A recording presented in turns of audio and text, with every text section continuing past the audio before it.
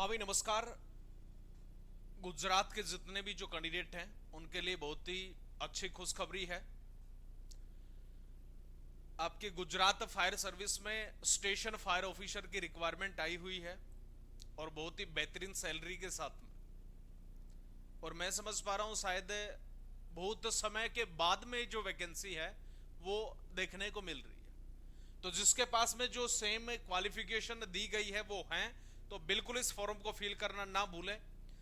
बढ़िया तरीके से आप इस फॉर्म को फिल करें और अपनी जो तैयारी है उसके अंदर जुट जाएं। बात कर लेते हैं हम वैकेंसी की तरफ। देख रहे होंगे गुजरात पब्लिक सर्विस कमीशन, उसकी तरफ से ये नोटिस जो है रिक्वायरमेंट का वो जारी किया गया है। अगर मैं बात करूं नोटिफिकेशन के बारे में, एडवर्टाइजमेंट नंबर ये गांधीनगर म्यूनिसिपल कॉरपोरेशन की तरफ से ये एडवर्टाइजमेंट दिया गया है। इसके माध्यम से भी आप इसकी कंप्लीट जो डिटेल है वो चेक कर सकते हैं। फोरम आपके कब से स्टार्ट होंगे, सबसे बड़ी जो चीज है वो यही है, 12/8/2024 यानी कि 12 अगस्त से आपके जो फोरम है वो स्टार्ट हैं। एंडिंग जो डेट हो जाएगी 31/8/2024। तो आपके पास में जो भी टाइम बचा हुआ है 18 दिन का या 19 दिन का, इसके अंदर आप फॉर्म को फिल करेंगे और फॉर्म को फिल करने के बाद में अगला जो प्रोसेस है उसकी तरफ हम चलेंगे। ठीक है। साइट से रिलेटिव अगर किसी भी प्रकार की कोई जानकारी चाहिए तो यहां पे ये साइट दी गई है, इनके ऊपर विजिट करके आप कंप्लीट जो इंफॉर्मेशन है वो ले सकते हैं। आगे हम बात करते हैं इसी के जो प्रिलिमिनरी जो टेस्ट होता है उसके बारे में भी, कब होगा इनका, जो टेंटेटिव जो डेट्स हैं वो क्या हैं। यहां पे एडवर्टाइजमेंट दिया गया है। नेम ऑफ द पोस्ट की बात करें, स्टेशन फायर ऑफिसर, और ये जो प्रिलिमिनरी जो टेस्ट है इसकी टेंटेटिव जो डेट दी गई अपने पास में वो दी गई जनवरी 2025। इसके अंदर आपका एग्जाम जो है होने की संभावना पॉसिबिलिटी है। अगर ये जनवरी के अंदर हो जाता है एग्जाम तो इसका जो रिजल्ट है वो आ जाएगा अप्रैल 2025 को। उसके बाद में टेंटेटिव मंथ ऑफ मेन जो रिटर्न एग्जाम है वो फिर आपका होगा जुलाई 2025 में, और उसके बाद में tentative month of result of main return exam, उसका जो एग्जाम का रिजल्ट है वो हो जाएगा अक्टूबर 2025। आपके पास में टाइमिंग बहुत अच्छी है, समय बहुत अच्छा है तैयारी करने के लिए। बढ़िया तरीके से लगभग यू मान के चलो कि 9 से 10 महीने तो सीधे सीधे ये पड़े हैं। आराम से अगर आप आज से ही अपना बेस जो कॉन्सेप्ट है उनको क्लियर करते चलेंगे, आराम से स्टेशन फायर अफसर की जो नौकरी आपकी जेब में हो। लेकिन आपको एक तैयारी करने का जो तरीका है वो पता होना जरूरी है। इनका एग्जाम पैटर्न सिलेबस के ऊपर फोकस करना बहुत जरूरी है, और जब तक इन चीजों के बारे में नहीं पता होगा फिर चाहे हम कितनी भी मेहनत करें कोई फायदा नहीं है। ठीक है। आगे हम डिटेल्स की तरफ बात करते हैं। यहां पे टोटल जो वैकेंसीज हैं वो दी गई हैं 7। यहां पे देख पा रहे होंगे टोटल जो वैकेंसी है वो दिखाई गई है, टोटल यहां पे 7 क्लियर पोस्ट वही स्टेशन फायर ऑफिसर की ही है। आगे हम थोड़ा सा और बढ़ लेते हैं इसमें रिलेटिव कोई भी और जानकारी है तो। और सबसे बड़ी जो चीज है इसके अंदर वो ये है कि अगर कोई कैंडिडेट है जो इस भर्ती के लिए स्पेशल तैयारी करना चाहता है तो हमारा जो ऑनलाइन बैच है वो भी स्टार्ट है ऑलरेडी। तो वहां से भी आप जो क्लासेस हैं वो अटेंड कर सकते हैं और बहुत ही डीपली तरीके से आपका जो लेवल है बिल्कुल स्टेशन फायर अफसर का ही है। प्ले स्टोर के ऊपर जाएंगे और वहां पे डाउनलोड करेंगे application BD fire safety college.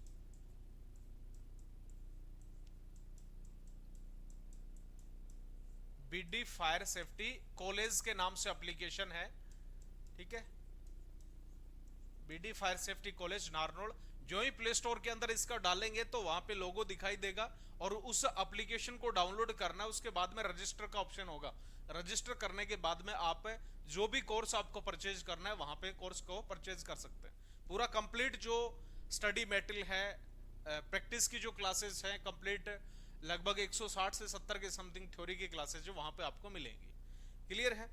आगे हमें बात करें इसमें एजुकेशन क्वालिफिकेशन की तरफ, तो इसमें क्या क्वालिफिकेशन होनी चाहिए? A bachelor degree obtain from any of the universities established or incorporated by the under of the center or state act in India.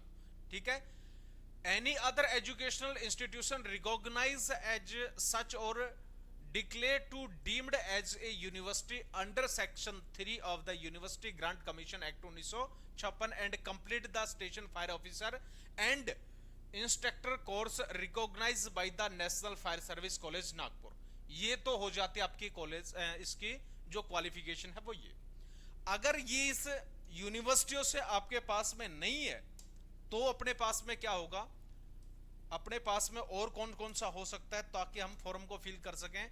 Bachelor degree होनी चाहिए, यानी कि जो बी फायर बोलते हैं, फायर के अंदर बैचलर डिग्री ऑफ टेक्नोलॉजी हो सकता है, bachelor degree of engineering fire and safety हो सकता है, bachelor degree of technology fire and safety, इसी के साथ में bachelor of science fire, bachelor degree of science fire and safety obtain from any of the university established the incorporated by the under of the center and state act in India or any other जो educational institution recognized as such as declared to be deemed university under section 3 of the University Grant Commission Act 1956। Clear है? तो ये आपकी जो education qualification है वो ये यहाँ पे दी गई है। आपके पास में बैचलर डिग्री है, बी फायर है, एनएफएससी कॉलेज से आपने कोर्स किया है, तो आप इस फॉर्म को जो है फिल करने का काम कर सकते हैं। आपके पास में स्टेशन फायर अफसर का कोर्स होना जरूरी है। क्लियर? आगे मैं इसकी पे स्केल के बारे में थोड़ा सा जान लेता हूं। पे स्केल हो जाती है आपकी कितनी, लगभग 39,900 रुपए से 1,26,600 रुपए आपकी इसके अंदर सैलरी होगी और 7th जो पे कमीशन है उसके साथ में आपका इसमें जो ऐड होकर के सैलरी आपको मिलने वाली है लग के। फिजिकल स्टैंडर्ड आपका दिया गया है यहां पे। Scheduled tribes candidate of Gujarat origin जो है उसकी अगर मैं बात करूं, मिनिमम हाइट 160 सेंटीमीटर है, चेस्ट की मैं बात करूं 81 है, फुलाव के साथ में 86 और मिनिमम वेट होना चाहिए 50 केजी। उसी के मैं बात करूं एक्सेप्ट दो शेड्यूल्ड ट्राइब ऑफ गुजरात और ओरिजिन, उसके अंदर हाइट 165 सेंटीमीटर है, 81 सेंटीमीटर इसकी हो जाती है चेस्ट और 86 हो जाती है फुलाव के साथ में, और टोटल 50 केजी जो वेट है आपका मिनिमम होना जरूरी है। क्लियर है? यहां पे ये जो चीजें हैं देखने के बाद में वही 45 साल तक के जो कैंडिडेट हैं वो इस फॉर्म को फिल कर सकते हैं। अगर मैं थोड़ा सा इसमें बात कर लूं एग्जाम जो पैटर्न है उसकी तरफ, यहां पे जर्नल जो स्टडी है उससे मैं बात करूं 100 क्वेश्चन होंगे और 100 मार्क्स के होंगे और टोटली 180 मिनट होगा इसके अंदर। कंसर्न जो सब्जेक्ट है फायर प्लस सेफ्टी से रिलेटिव आपका लगभग 200 क्वेश्चन होंगे और यहां पे मार्क्स भी कितने होंगे 200। कहने का मतलब है यहां पे इनका जो वेटेज है 100 क्वेश्चन जनरल स्टडी से रिलेटिव और 200 नंबर का जो पार्ट है वो सब्जेक्ट यानी कि फायर एंड सेफ्टी से रिलेटिव होगा। टोटल मिलाकर के कितना 300 मार्क्स का यहां पे हो जाता है। क्लियर? 300 मार्क्स का ये होने के बाद में फिर होगा मेन रिटन एग्जाम, और मेन रिटन एग्जाम के अंदर पेपर 1 होगा गुजराती और इंग्लिश का। डिस्क्रिप्टिव एग्जाम होगा पैटर्न, नंबर ऑफ क्वेश्चन यहां पे मेंशन नहीं है, मार्क्स बताए गए हैं 100 मार्क्स का होगा 50-50 का, 50 की होगी इसमें इंग्लिश, 50 का होगा गुजराती और 180 इसके अंदर मिनट हो जाएंगे। पेपर 2 के अंदर वही सेम डिस्क्रिप्टिव होगा, इसमें 100 क्वेश्चन होंगे और टाइमिंग 180 मिनट है। क्लियर है? तो कहने का मतलब है इन दोनों को भी अगर मैं मिला करके बात करूं तो 200 नंबर का पार्ट ये हो जाता है। 300 प्लस 200 कितना हो जाता है 500। बहुत ही आसानी से आप सिलेक्शन निकाल सकते हैं क्योंकि जितने तरीके से हम थ्योरी को एक्सप्लेन कर सकते हैं एक ऑथेंटिक तरीके से, वो शायद ही बहुत ही कम कैंडिडेट इनके बारे में जानते हैं। तो अगर आप इस बैच की तैयारी करना चाहते हैं, इस पोस्ट की तैयारी करना चाहते हैं तो एप्लीकेशन जो है उसको डाउनलोड करें और क्लासेस हैं आप स्टार्ट कर सकते हैं। उससे रिलेटिव कोई भी बुक्स स्टडी मटेरियल की भी आवश्यकता हो तो बिल्कुल आप जो पट्टी के अंदर नंबर दिया गया है वहां पे भी कांटेक्ट करके आप बुक को परचेज कर सकते हैं। फिर मिलते हैं, तब तक के लिए जय हिंद जय भारत।